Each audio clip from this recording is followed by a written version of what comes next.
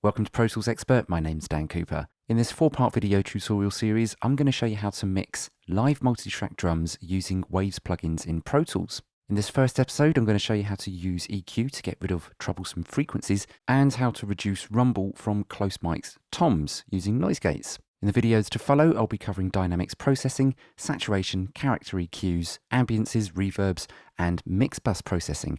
So keep your eyes open for those in the coming weeks. For now, let's have a listen to the drums we've got to work with.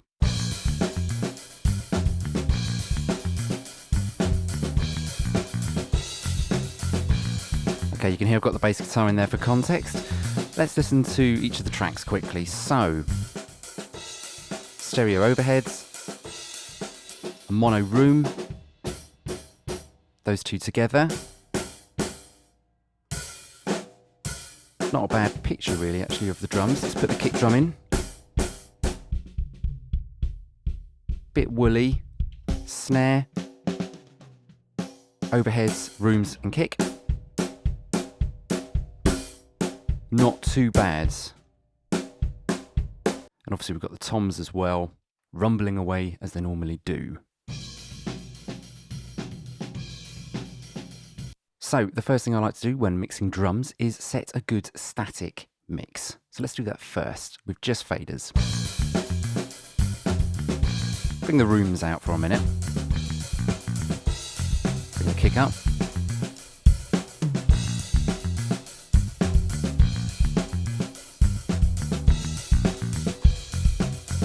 Okay, that's working for me. But there's something in that snare drum that's catching my ear and I don't really like it. Let's just solo the snare and the overheads. You can just hear there's a bit of a ring in there that's not really flattering. Now I'm going to use this Waves Q10 equalizer. I'm just going to use Q1, which is a one-band version of this, just to see if I can find that frequency that's catching my ear. It's ringing a little bit too much for my liking, and then pull it down. So all I'm going to do is boost a narrow Q, and I'm going to sweep it left to right until I can really hear that ring, and then I will just dip it out. And I've got this on the Snare close mic track.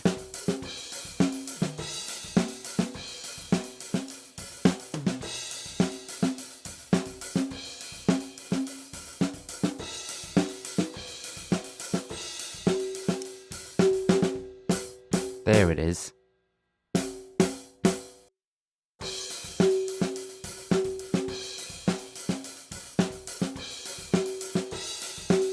And it's just as simple as turning that boost into a cut.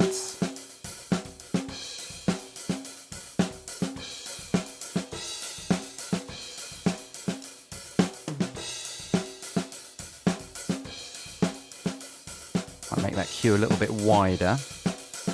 Now you don't want to go too crazy with this, otherwise your tracks will sound a little bit too scooped. And notice that I was doing this EQ move with the overheads in as well, so that I can hear how this EQ move is affecting the overall picture of the drums. If I did this in just isolation, so the snare top soloed, I might accidentally go too far, like this. It just sounds too scooped. Then in with the overheads.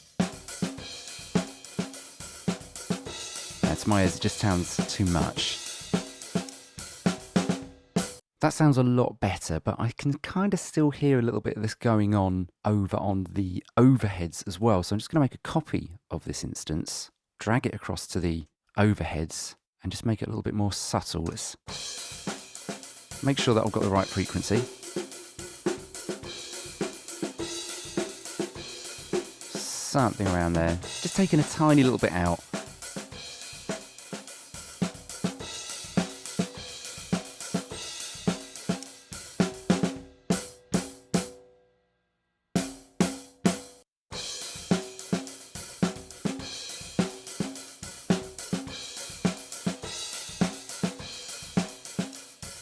Right, let's look at that kick drum now. Remember, it sounded quite flabby.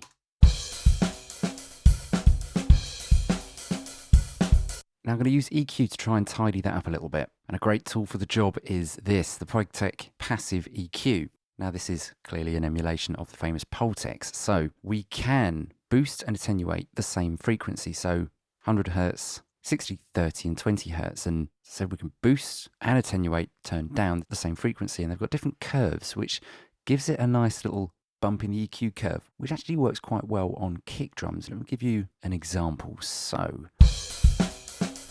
100 hertz, I think, is where sort of the main flab is in this kick drum. Let's attenuate it first.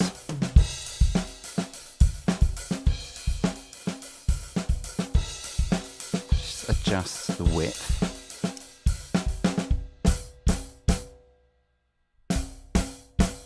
You can sort of hear that body's going, but we're actually losing a bit of the low end. So I'm going to use the boost now.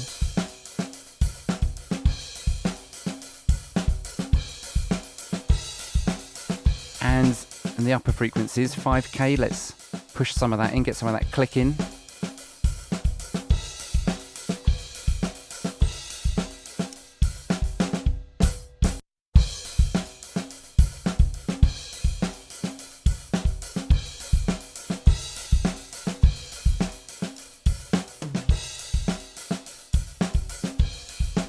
That sounds much more like it.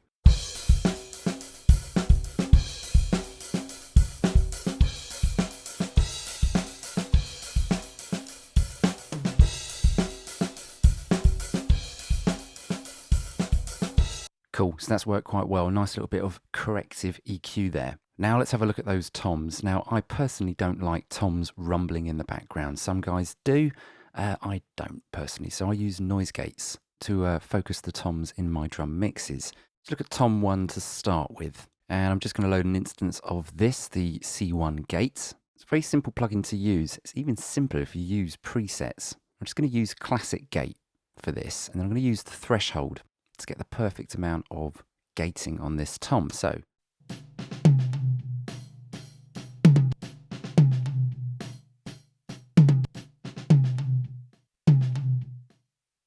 can hear straight away that works. Now the threshold, when sound dips below the threshold, you're in essence turning off the sound. You're basically reaching for a fader and saying no more. Now the classic gate preset in this works 99% of the time, I find, for drum toms. Got extra controls down the side here, of course, if you need to tweak and fine tune your gate. If I wanted the toms to sound a little bit longer, I would go for the hold and release controls.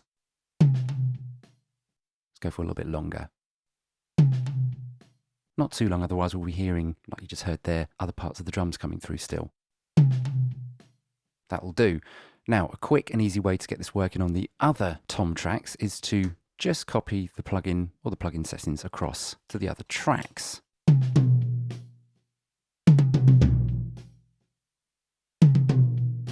Now, if your tom tracks are all equal kind of loudness, then that trick's going to work. If not, you may need to go in and adjust the level of the audio clip. And if not, you will need to adjust some of these settings and maybe the threshold so that your toms all sound equal.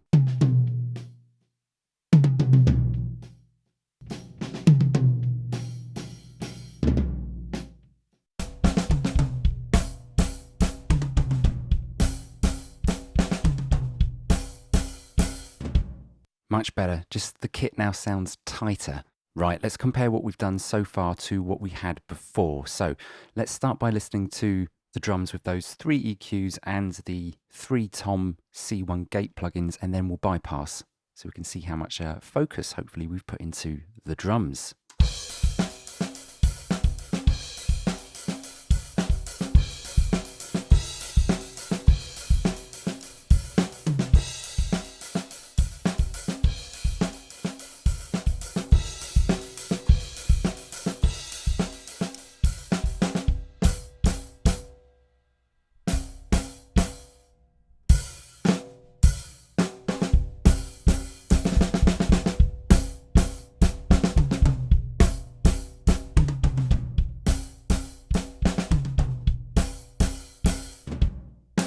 Okay, we're well on the way, I think, there. In the next video, we're going to be taking a look at some dynamic processing and some character EQs. So I hope you guys got something from this video. I'm Dan from Pro Tools Expert, and I'll see you again soon.